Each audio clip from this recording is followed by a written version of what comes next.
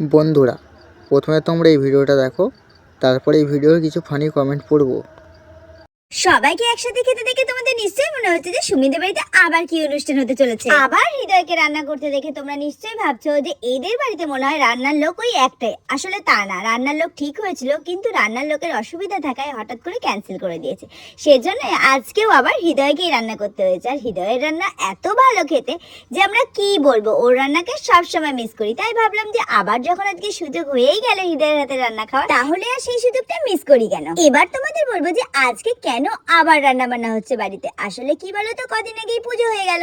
পুজোতে তো সবাই নিরামিষ খাওয়া হয়েছে, আমিষ তো খাওয়াই হয়নি। সেই জন্যই অনুষ্ঠানের শেষে কিন্তু সবাইকে একদিন মাংস রান্না করে খাওয়ানো হয়। আর আজকে কিন্তু সেই পারপাসে রান্না বান্না হয়েছে। আর দেখো সবাই এখানে খেতেও বসে গেছে। প্রথমে কচি কাচারা খেতে বসে, পরে বড়রা বসবার। এবার তোমাদের বলবো আজকের মেনুতে কি ছিল। ভাত, ডাল, আলু চিপস, চিকেন, চাটনি, পাঁপড়, মিষ্টি। দেখো এবার সুমির বন্ধু বান্ধবীদের সাথে খাওয়া শুরু করে দিয়েছে। আর বন্ধু বান্ধবীরা হৃদয়ের হাতে রান্না খেয়ে কি বললো সেটা তোমরা দেখলেই বুঝতে পারবে। তো চলিए শুরু করতে हैं। হৃদয় কি উচ্চারণ করতে পারো না বাড়ির জামাইয়ের নাম? गजब बेइज्जती है।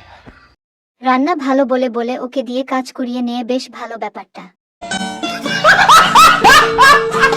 হৃদয় বাড়ির জামাই না, না হৃদয় বাড়ির অনুষ্ঠানে রাঁধুনি। তোমার মনের ভিতরে হইল পাপ।